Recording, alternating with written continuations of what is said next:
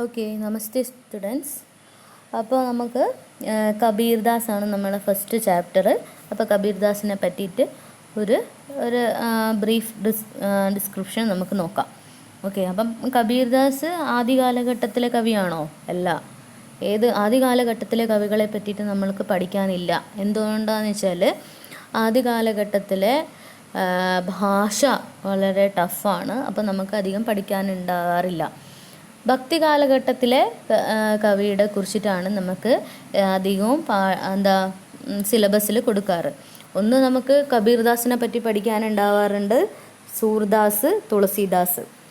Okay, तो हमें आज हम कबीरदास के बारे में जानेंगे. तो कबीरदास किस काल के कवि हैं? कबीरदास भक्ति काल का एक प्रसिद्ध कवि हैं. भक्ति काल को दो भागों में बांटा गया है, सगुण भक्ति और निर्गुण भक्ति. सगुण भक्ति, निर्गुण भक्ति. अब सगुण भक्ति के अंतर्गत आते हैं सूरदास, तुलसीदास, मीराबाई आदि. और निर्गुण भक्ति के अंतर्गत आते हैं कबीरदास, रैदास, मुलकदास आदि. അപ്പം സഗുൺ ഭക്തി നിർഗുൺ ഭക്തിയും നമ്മൾ നേരത്തെ ഇതിൽ നോക്കിയതാണ്. സഗുൺ ഭക്തി എന്ന് വെച്ചാൽ ജിസ്കി आकार, रूप, सौंदर्य आदि की आराधना की जाती है, किसी मूर्ति की आराधना की जाती है, उसे सगुण भक्ति कहते हैं. और निर्गुण भक्ति वो है जो उस वो ईश्वर को कोई रूप नहीं होगा, रंग नहीं होगा, आकार भी नहीं होगा. ठीक है, അപ്പം അത് മനസ്സിലായില്ലേ? निर्गुण भक्तिയും सगुण भक्ति. तो सगुण भक्ति को फिर दो भागों में बांटा गया है. ഈ സഗുണ ഭക്തിനെ തന്നെ രണ്ടായിട്ട് വീണ്ടും തിരിച്ചിട്ടുണ്ട്. അതാണ് രാമാശ്രയ ശാഖയും കൃഷ്ണാശ്രയ ശാഖയും. കൃഷ്ണഭക്ത് കവിയും രാമഭക്ത് കവിയും. ഓക്കെ, കൃഷ്ണഭക്ത് കവിയും രാമഭക്ത് കവിയും. ആ കൃഷ്ണഭക്ത് കവിയിലുള്ള വരുന്നതാണ് സൂർദാസ്, മീരാഭായി. രാമഭക്ത് കവിൻ്റെ ഉള്ളിൽ വരുന്നതാണ് തുളസീദാസ്. ഓക്കെ, മനസ്സിലായില്ലേ? കൃഷ്ണഭക്ത് കവിൻ്റെ ഉള്ളിൽ വരുന്നതാണ് സൂർദാസ്, രാമഭക്ത് കവിൻ്റെ ഉള്ളിൽ വരുന്നതാണ് ആര്? തുളസീദാസ്. അപ്പം നിർഗുണ ഭക്തിനെയും രണ്ടായിട്ട് തിരിച്ചിട്ടുണ്ട്. നിർഗുൺ ഭക്തി को भी दो भागों में बांटा गया है. वह है ജ്ഞാനാശ്രയ ശാഖയും പ്രേമാശ്രയ ശാഖയും. ജ്ഞാനാശ്രയം എന്ന് വെച്ചാൽ ജ്ഞാനത്തിന്, നോളജിന് ഇമ്പോർട്ടൻസ് കൊടുത്തത്. പ്രേമാശ്രയ ശാഖ എന്ന് വെച്ചാൽ പ്രേമത്തിന് ഇമ്പോർട്ടൻസ് കൊടുത്തത്. അപ്പം ജ്ഞാനാശ്രയ ശാഖയിലെ കവിയാണ് ആര്? കബീർദാസ്. ജ്ഞാനാശ്രയ ശാഖയ്ക്ക് പ്രസിദ്ധ കവി ഹെ കബീർ ദാസ്. ജ്ഞാനത്തിനാണ് ഇമ്പോർട്ടൻസ് കൊടുത്തിട്ടുള്ളത്. അതേപോലെ പ്രേമാശ്രയ ശാഖയുടെ പ്രസിദ്ധമായ കവിയാണ് ജായസി. ഓക്കെ, അപ്പം നമുക്ക് കബീറിനെ പറ്റി ഡീറ്റെയിൽ ആയിട്ട് നോക്കാം. അപ്പം എന്താണ് ഫസ്റ്റ് സെൻറ്റൻസ് കബീറിനെ പറ്റിയത്? वो भक्तिकाल का एक प्रसिद्ध कवि है और कबीरदास का जीवन परिचय देखेंगे. और वह क्या है? ज्ञानाश्रय शाखा का कवि है, निर्गुण भक्ति शाഖ का കവി ഹെ. അപ്പം ഇന്നറായിട്ട് പോകുന്നുണ്ട്. ഭക്തി കാലഘട്ടത്തിലെ കവിയാണ്. പിന്നെ ഏതാണ്? നിർഗുൺ ഭക്തി ശാഖയിലെ കവിയാണ്. അതേപോലെ അതിൻ്റെ അകത്തും ഡിവിഷൻ ഉണ്ട്. ജ്ഞാനാശ്രയ ശാഖയ്ക്ക് കവി ഹെ. और कबीरदास को संत कवि कहते हैं. संत कवി ആണ് അറിയപ്പെടുന്നത്. ഓക്കെ, അതേപോലെ കബീർദാസ് के जन्म के संबंधी अनेक किंवदंतियाँ हैं. കിംവദന്തിയ എന്ന് വെച്ചാൽ പല അഭിപ്രായങ്ങളും ഉണ്ട്. കറക്റ്റായിട്ടുള്ള ജന്മം എവിടെയും പറയുന്നില്ല. അപ്പം ചില ആൾക്കാർ പറയുന്നു ഉത്തർപ്രദേശിലാണ്, കാശിയിലാണ്. ഓക്കെ, तो जन्म के संबंध में बहुत सारे किंवदंतियाँ हैं. वो भारतीय है. भाषा हिंदी ही नहीं, सभी भाषाओं का मिश्रण है. ഭക്തി കാലഘട്ടത്തിലാണ്. വിധ ഏതാണ്? കവിത, ദോഹ, സബദ്, विषय सामाजिक आध्यात्मिक आंदोलन, भक्ति आंदोलन, साहित्यिक आंदोलन. प्रमुख कृतियाँ हैं बीजक, साकी, सबद, रमेनी. प्रभाव, किससे प्रभावित होकर रचनाएं करने लगे हैं? सिद्ध, गौरखनाथ और रामानंद. ओके, അപ്പം കബീർ तो अनपढ़ है. कबीर अनपढ़ विद्याभ्यास इल्ला कबीर ने. तो उनकी रचनाएं उनके शिष्यों के द्वारा लिखा गया है. അതുകൊണ്ട് തന്നെ ഈ രചനകൾ, ഈ ദോഹയൊക്കെ എഴുതിയത് കബീറിൻ്റെ ശിഷ്യന്മാരാണ്. ഓക്കെ, അപ്പോൾ ജന്മത്തെ പറ്റി നമുക്ക് ഡീറ്റെയിൽ ആയിട്ട് നോക്കാം. അപ്പോൾ ചില ആൾക്കാർ പറയുന്നതെന്ന് വെച്ചാൽ कबीर के जन्म के संबंध में अनेक किंवदंतियाँ प्रचलित है. विद्वानों में कबीर की माता पिता के विषय में एक राय निश्चित नहीं है, ഒരു അഭിപ്രായമില്ല. कुछ लोग कहते हैं कबीर नीमा और नीरू की वास्तविक संतान थे. ചില ആൾക്കാർ പറയുന്നു നീമയും നീരു ആണ് യഥാർത്ഥ അച്ഛനും അമ്മയും. ചില ആൾക്കാർ പറയുന്നു നീമ और नीरू ने केवल उसका पालन पोषण किया. അപ്പോൾ യഥാർത്ഥ അമ്മ വേറെ ആരോ ആണ്, നീമ നീരു എന്താ നോക്കി വളർത്തിയതാണ്, പാലൻ പോഷൻ കിയ.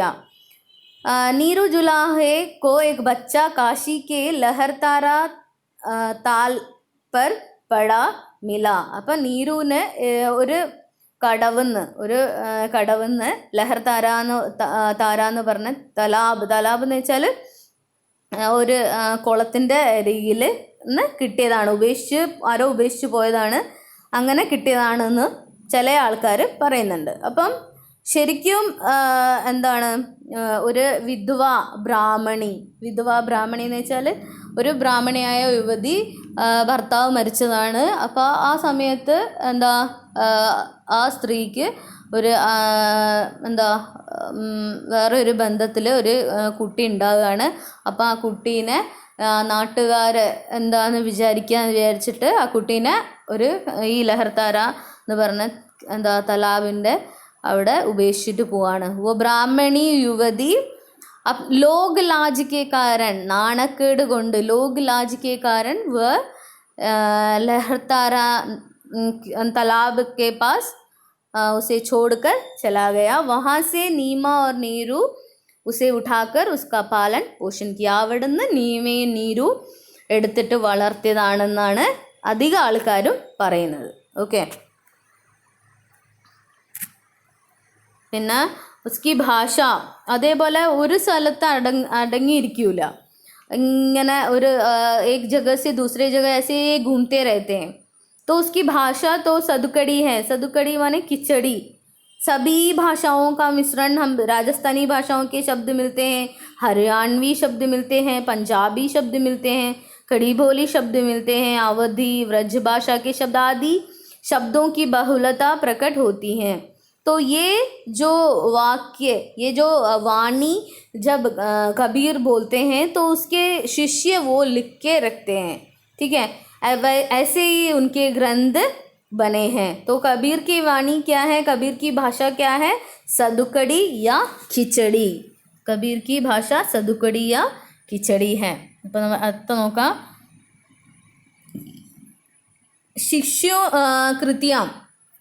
शिष्यों ने उनकी वाणियों अല്ലെ ഭാഷാओं का संग्रह, शिष्यങ്ങൾ എഴുതിയതാണ്. उसकी भाषाओं का संग्रह अല്ലെ वाणियों का संग्रह बीजक नाम से एक ग्रंथ में लिखा गया है. बीजक എന്ന് പറഞ്ഞ ഒരു ഗ്രന്ഥത്തിലാണ് എഴുതിയിട്ടുള്ളത്. उसे उनके 3 भाग हैं, साकी सबद രമേനി. അതിനെ മൂന്നായിട്ട്, അത് ബീജകിനെ മൂന്നായിട്ട് തിരിച്ചിട്ടുണ്ട്, സാക്കി സബദ് രമേനി. ആ കാലഘട്ടത്തിൽ ഈ ഗ്രന്ഥങ്ങളുടെ വിഷയം എന്ന് വെച്ചാൽ ആ കാലഘട്ടത്തിൽ ഉണ്ടായ അനാചാരങ്ങളും അന്ധവിശ്വാസങ്ങൾക്കും എതിരെ പ്രവർത്തിച്ച ഒരാളാണ് ആര്, കബീർ. അപ്പോൾ ആ ദോഹകളിലും ഇത് നല്ലവണ്ണം കാണാം. അന്ധവിശ്വാസങ്ങൾ എന്ന് വെച്ചാൽ ഒരു ദോഹയിൽ പറയുന്നതെന്ന് വെച്ചാൽ എന്തിനാണ് ഈ മൂർത്തി പൂജ ചെയ്യുന്നത് അല്ലേ, ഒരു ചെറിയ കല്ലിനെയും വെച്ച് എന്തിനാണ് പൂജിക്കേണ്ട ആവശ്യം, അതിനും നല്ല നിങ്ങൾക്ക് വലിയൊരു പർവ്വതത്തെ തന്നെ പൂജിച്ചാൽ നിങ്ങൾക്ക് കൂടുതൽ ഫലങ്ങൾ ലഭിക്കൂലേ. മനസ്സിലാവുന്നുണ്ടോ? ഒരു നമ്മളിപ്പം വിഗ്രഹം എന്ന് വെച്ചാൽ ഒരു കല്ലിനെ കൊണ്ട് കൊത്തി ഉണ്ടാക്കിയതാണ്, ഒരു ചെറിയ പോർഷൻ അല്ലേ. അപ്പോൾ കബീർ കളിയാക്കിക്കൊണ്ട് പറയാണ്, എന്നാൽ പിന്നെ ഒരു മലയേനെ തന്നെ പ്രാർത്ഥിച്ചൂടെ, അപ്പോൾ കൂടുതൽ നിങ്ങൾക്ക് അതിൻ്റെ ഫലങ്ങൾ ലഭിക്കും. ഓക്കെ, അപ്പം ആ കാലഘട്ടത്തിൽ എന്ത് അനാചാരങ്ങളും, ആ സ്ത്രീ പുരുഷ ഭേദം, അതേപോലെ ഈ അമ്പലത്തിൽ അല്ലെങ്കിൽ പള്ളിയിൽ പോകുന്ന എതിരെ, പിന്നെ എല്ലാവരെയും സഹായിക്കാനുള്ള മനോഭാവം, അതൊക്കെയാണ് ഈ ദോഹയിൽ പറയുന്നത്. പിന്നെ പറയുന്നതെന്ന് വെച്ചാൽ ഗുരു കി മഹത്വ കി ബാരേ മേ കഹ രഹേ, ഗുരുവാണ് ഗുരുവാണ് നിങ്ങളുടെ എല്ലാം. ഗുരു ഉണ്ടെങ്കിൽ, നല്ലൊരു ഗുരു ഉണ്ടെങ്കിൽ മാത്രമേ നിങ്ങൾക്ക് നല്ലൊരു വഴിയിലേക്ക് എത്തിച്ചേരാൻ പറ്റുള്ളൂ. അല്ലാണ്ട് ഈശ്വരനെക്കാട്ടി മഹത്വം കൊടുക്കുന്നത് ആർക്കാണ്? ഗുരുവിനാണ്. ഓക്കെ. കബീർ. साकी संस्कृत की साक्षी शब्द की विस्तृत रूप है. धर्मोपदेश, धर्म के प्रति उपदेश के अर्थ में प्रयुक्त है. अधिकांश സാക്കി ദോഹമേ ലിഖി ഗയി ഹെ. അപ്പം നമ്മളിപ്പോൾ പഠിക്കുന്ന ദോഹ എവിടെ നിന്ന് എടുത്തതാണ്? സാക്കിന്ന് എടുത്തതാണ്.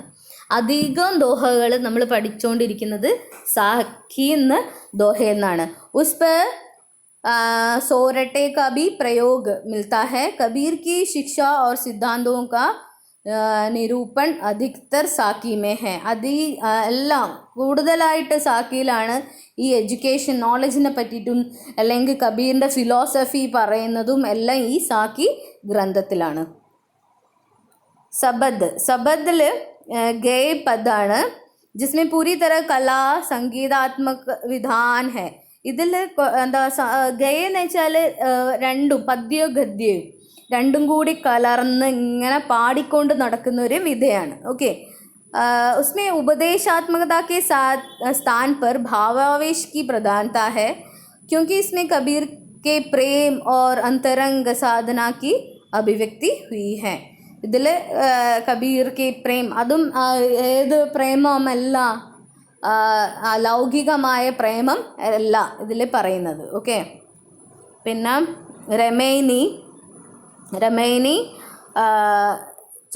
ചൗപ്പായി ചന്ദ് ഹെ. ചന്ദ് എന്ന് വെച്ചാൽ അലങ്കാരം, ആ രീതിയിലുള്ള വരുന്നതാണ്.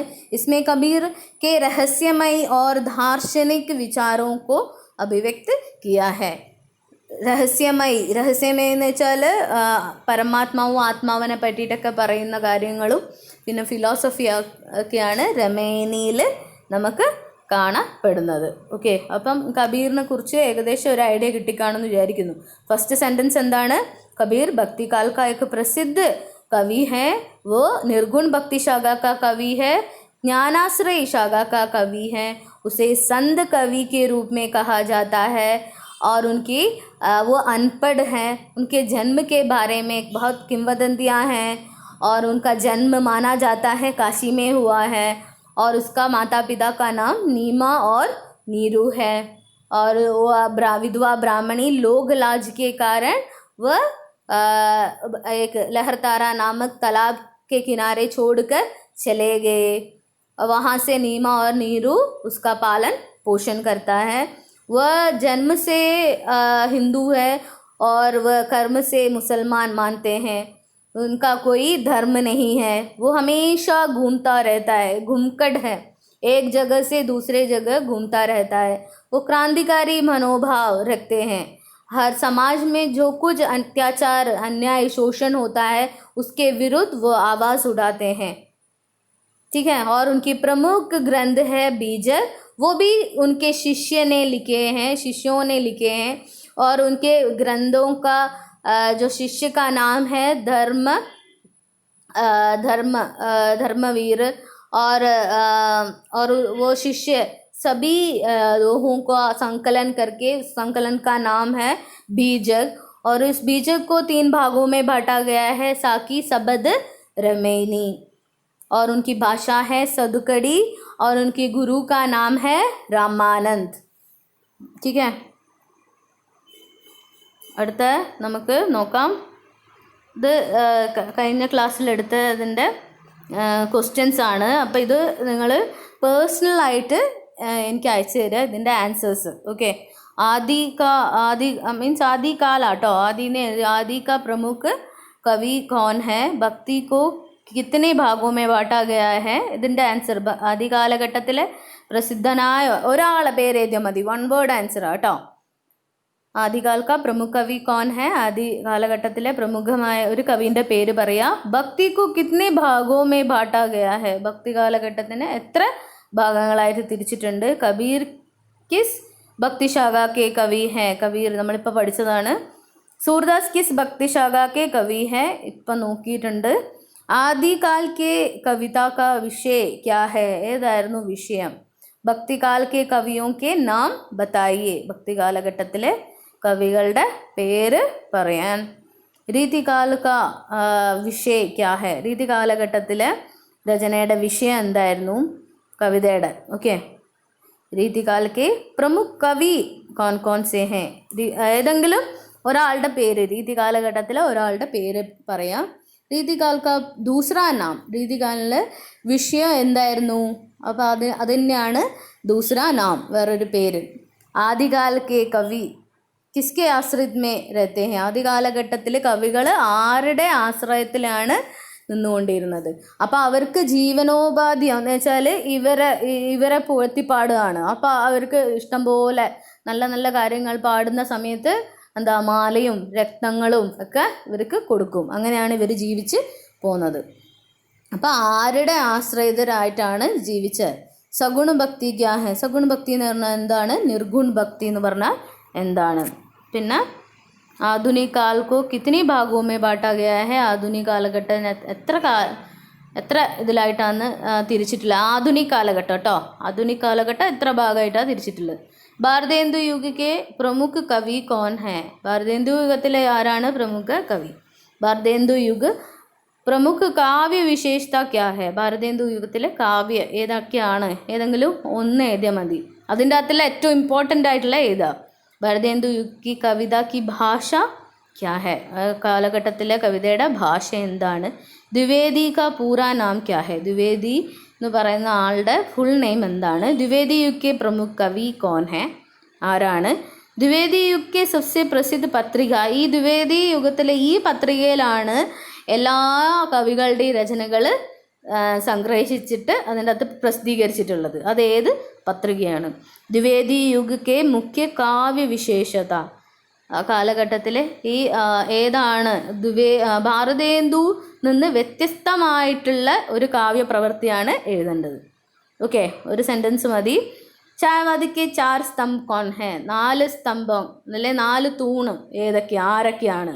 ഛായാവാദിക്ക് കാവ്യക്ക് വിശേഷത ഏതാണ്? ഈ ഭാരതേന്ദു യുഗിലെ വിശേഷത തന്നെ ദ്വിവേദി യുഗിലുണ്ടാവും. അപ്പോൾ സെയിം അതന്നെ എഴുതരുത്, അതിൽ നിന്ന് വ്യത്യസ്തമായ ആ കാലഘട്ടത്തിൽ ഏതിനാണോ ഇമ്പോർട്ടൻസ് കൊടുത്ത ആ വിശേഷതയാണ് എഴുതേണ്ടത്. ഓക്കെ, ഛായാവാദിക്ക് പ്രമുഖ കവിയാം. പ്രഗതിവാദ് കാ ദൂസറാ നാം, പ്രഗതിവാദിന് വേറെ സാഹിത്യത്തിൽ നമ്മൾ പ്രഗതിവാദ് എന്ന് പറയും, സമാജിൽ എന്തോ എന്ന് പറയും. അതേതാണ്? ഓക്കെ, പ്രഗതിവാദ് കെ പ്രസിദ്ധ കവിയാം, പ്രഗതിവാദിലെ ഏറ്റവും ഫേമസ് ആയിട്ടുള്ള കവി. പ്രഗതിവാദ് കെ പ്രമുഖ വിശേഷതായി, എന്തൊക്കെയാണ് വിശേഷതകൾ? അതിൽ ആ കാലഘട്ടത്തിൽ ഏത് വിഷയത്തിനാണ് ഇമ്പോർട്ടൻസ് കൊടുത്തിരുന്നത്? പ്രയോഗവാദ് ക അർത്ഥ ക്യാ ഹെ, എന്താണ് പ്രയോഗവാദത്തിൻ്റെ അർത്ഥം? താരസപ്തക് ക പ്രവർത്തക് കോൺ ഹെ, താരസപ്തക് എന്ന് പറഞ്ഞ കുറേ കവികളുടെ ഒരു കൂട്ടായ്മയാണ്. അതാരാണ് അതിൻ്റെ പ്രവർത്തകൻ, മെയിൻ ഹെഡ്? പ്രയോഗവാദ് ക പ്രസിദ്ധ കവിയാം, പ്രയോഗവാദത്തിലെ പ്രസിദ്ധ കവികളുടെ പേര് പറയാം. പ്രയോഗവാദ് കി കാവ്യക്ക് വിശേഷതായേ, എന്തൊക്കെയാണ് ആ കാലഘട്ടത്തിലെ കാവ്യങ്ങളുടെ വിശേഷതകൾ? പിന്നെ നെയ് കവിതാക്ക് കെ പ്രമുഖ കവിയാം, ഇപ്പോൾ ഉള്ള കാലഘട്ടത്തിലെ പ്രസിദ്ധ കവികളുടെ പേര്. ഈ കാലഘട്ടത്തിലെ കാവ്യത്തിൻ്റെ വിശേഷതയും മറ്റു കാലഘട്ടം പോലെയല്ല, ഈ കാലഘട്ടത്തിൽ എല്ലാ വിഷയത്തെ പറ്റിയും രചനകൾ എഴുതിയിട്ടുണ്ട്. അത് ഏതൊക്കെയാണ് എന്തൊക്കെയാണ് എഴുതാം. ദ്വിവേദി യുഗ് की കാവ്യ ഭാഷ कौन सी है, ഏതായിരുന്നു ദ്വിവേദി യുഗത്തിലെ കാവ്യ ഭാഷ? പ്രിയ പ്രവാസ് കിസ് ഭാഷാമേ ലിഖാ ഗയാ, പ്രിയപ്രവാസ് ആദ്യത്തെ മഹാകാവ്യമാണ്. അത് ഏത് ഭാഷയിലെ ആദ്യത്തെ മഹാകാവ്യമാണ്? ഓക്കെ, പ്രിയപ്രവാസ് ഏത് ഭാഷയിലെ ആദ്യത്തെ മഹാകാവ്യമാണ്? മുഖ്യ രൂപ से हिंदी साहित्य के इतिहास कितने भागों में बांटा गया है, നമ്മൾ ഹിന്ദി സാഹിത്യത്തിൻ്റെ ഇതിഹാസത്തിനെ ഇത്രയായിട്ട് തരംതിരിച്ചിട്ടുണ്ട്. മുഖ്യ രൂപസേ എന്നിട്ടാണ് പിന്നെ സബ് ഹെഡിങ് ആയിട്ട് പോയത്. അപ്പോൾ അതെത്രയാണെന്ന് പറയാം. ഓക്കെ, അപ്പോൾ ഇത് എഴുതിയിട്ട് പേഴ്സണലായിട്ട് അയച്ചു തരാം. ഓക്കെ.